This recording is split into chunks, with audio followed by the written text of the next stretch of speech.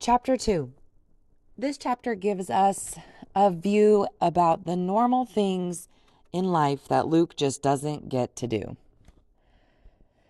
There was a law against Luke. Not him personally, everyone like him.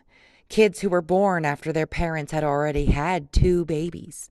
Okay, so the 2-child law, we talked about that.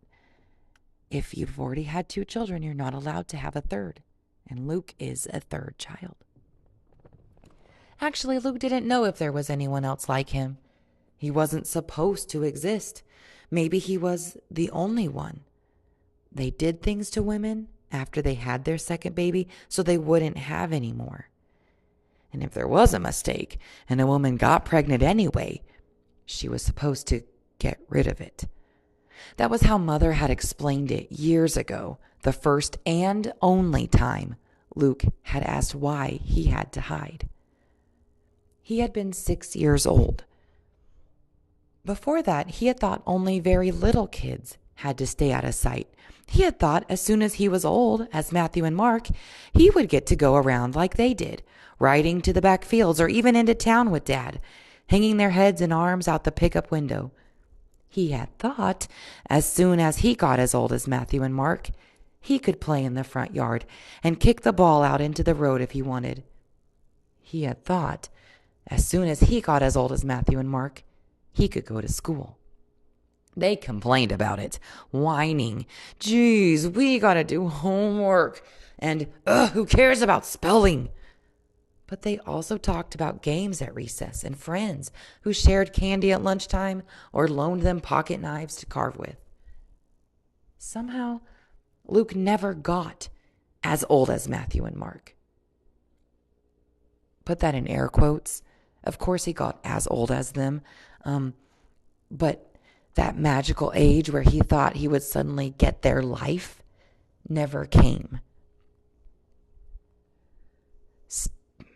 The day of his 6th birthday, Mother baked a cake, a special one with raspberry jam dripping down the sides. At supper that night, she put 6 candles on top and placed it in front of Luke and said, "Make a wish." Staring into the ring of candles, proud that the number of his years finally made a ring all around the cake, Luke suddenly remembered another cake, another ring of 6 candles, Mark's. He remembered Mark's 6th birthday. He remembered it because even with the cake in front of him, Mark had been whining. "But I want to have a party. Robert Joe had a party on his birthday. He got to have 3 friends over." Mother said, "Shh," and looked from Mark to Luke, saying something with her eyes that Luke didn't understand. Startled by the memory, Luke let out his breath. 2 of his candles flickered, and 1 went out.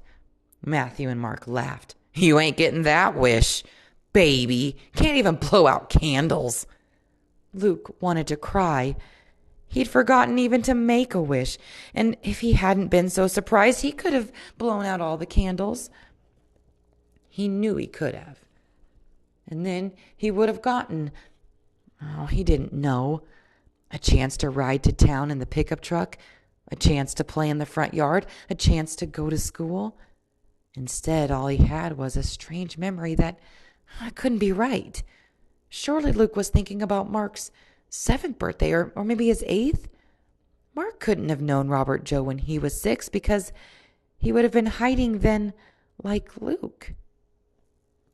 This is what Luke is thinking. If there's that magical age where kids suddenly get to be old enough to do those things, it couldn't have been 6 because he doesn't get to do that stuff. But clearly his brothers were old enough to do that when they were 6. So he's putting the pieces together and realizing something is not the same about us. Luke thought about it for 3 days. He trailed along behind his mother as she hung wash out on the line, made strawberry preserves, scrubbed the bathroom floor. Several times he started to ask, "How old do I have to be before people can see me?"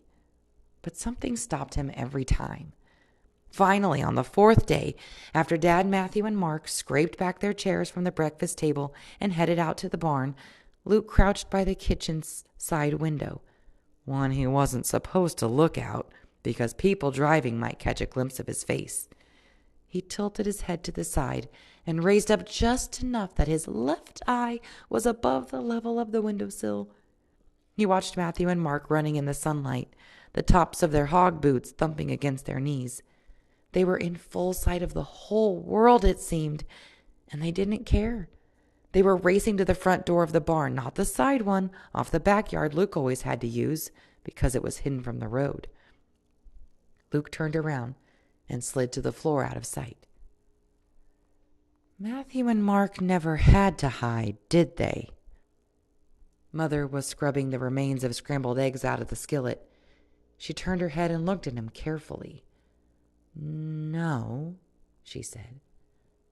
"Then why do I?" She dried her hands and left the sink, something Luke had almost never seen her do if there were still dirty dishes left to be washed.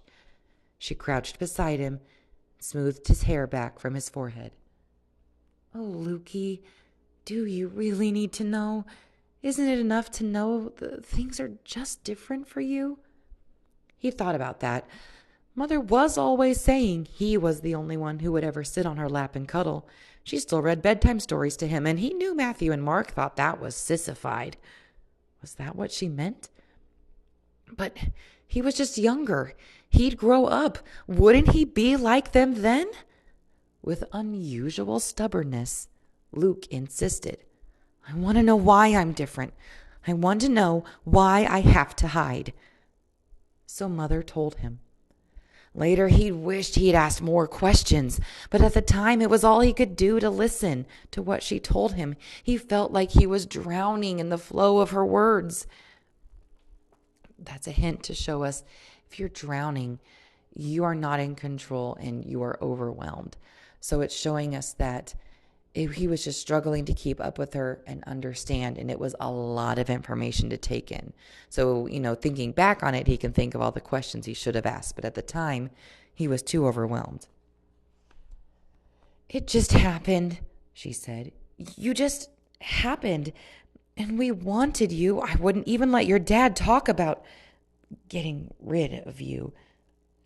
Luke pictured himself as a baby, left in a cardboard box by the side of the road somewhere, the way Dad said people used to do with kittens, back when people were allowed to have pets. But maybe that wasn't what Mother meant. Oh, okay, we're going to start a list of other things the government controls. The population of people and pets, apparently. No pets. We're going to make that part of our list. The population law hadn't been around long then, and I had always wanted lots of kids. Before, getting pregnant with you was like a miracle.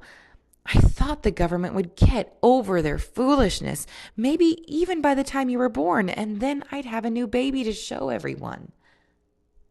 "But you didn't," Luke managed to say. "You hid me." His voice sounded strangely hoarse, like it belonged to someone else. Mother nodded. "Once I started showing, I didn't go anywhere. That wasn't hard to do. Where do I go anyway? I didn't let Matthew and Mark leave the farm for fear they'd say something. I didn't even say anything about you in letters to my mother and sister. I wasn't really scared then. It was just superstition. I didn't want to brag. I thought I'd go to the hospital to give birth. I wasn't going to keep you a secret forever." But then... "Then what?" Luke asked. Mother wouldn't look at him. "Then they started running all that on TV about the population police. How the population police had ways of finding out everything. How they'd do anything to enforce the law." Luke glanced toward the hulking television in the living room. He wasn't allowed to watch it. Was that why? "And your dad started hearing rumors in town about other babies." Luke shivered. Mother was looking far off into the distance to where the rows of new corn plants met the horizon. So they can't talk about Luke. They can't risk anyone seeing Luke. And there was things on TV that were making sure people understood, hey, we take this law seriously and we will do anything to find you. It scared people into thinking, we'll find you, we can see you, we know what we're doing. know what you're doing. And so even though she had hoped eventually the law would go away, it clearly hasn't. I always wanted a John too, she said. Matthew, Mark, Luke, and John, bless the bed that I lie on. But then I thank the Lord that I have you at least. And it's worked out, the hiding, hasn't it? The smile she offered him was wobbly. He felt he had to help her. Yes, he said. And somehow after that, he didn't mind hiding so much anymore. Who wanted to meet strangers anyway? Who wanted to go to school where, if Matthew and Mark were to be believed, the teachers yelled, and the other boys would double-cross you if you didn't watch out? He was special. He was secret. He belonged at home. Home where his mother always let him have the first piece of apple pie because he was there and the other boys were away. Home where he could cradle the new baby pigs in the barn, climb the trees at the edge of the woods, throw snowballs at the posts of the clothesline. Home where the backyard always beckoned, always safe and protected by the house and the barn and the woods. Until they took the woods away.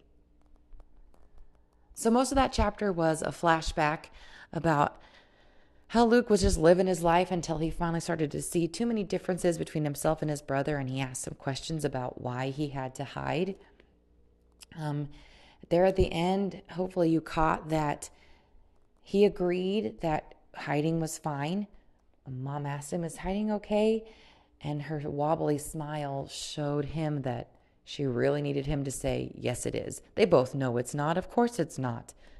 But he did say yes, and it said he did it to protect her, to help her. So that's another thing to file away, that to know about his character and what he thinks is important and what he does for others. How he handles the hiding. And would you handle it the same way? And then that last bit is him trying to talk himself into being okay. Talk himself into being okay not going to school and being stuck at home, not meeting anyone. And then it reminded us at the end, brings us back to the present and reminds us that, well, he could do all those things until the woods were gone, which is back up to the present in the story. And we'll see what happens next for Luke.